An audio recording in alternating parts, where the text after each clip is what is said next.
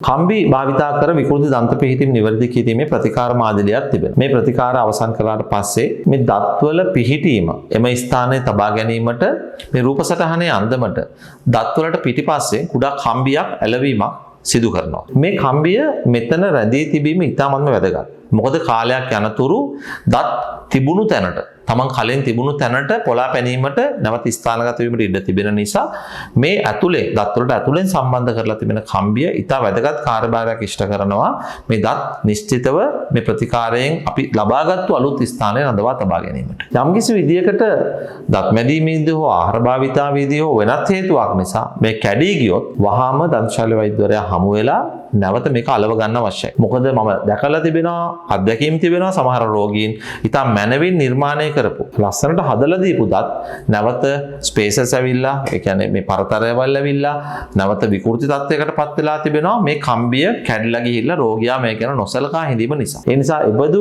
ආකාරයකටපත් වෙන්නේ නැතුව යම්කිසි විදියකින් කම්බිය කැඩී ගියොත් වහාම දන්ත ශල්‍ය වෛද්‍යරයා හම්බන්න. දන්ත ශල්‍ය වෛද්‍ය විද්‍යාව පිළිබඳව මුඛ සෞඛ්‍ය පිළිබඳව දැනුම ඔබට තවදුරටත් ලබා ගැනීමට අවශ්‍ය නම් මෙහි ඩිස්ක්‍රිප්ෂන් එකේ තිබෙන ලින්ක් එක හරහා අපගේ WhatsApp සමූහයට එකතු වන්නට පුළුවන්.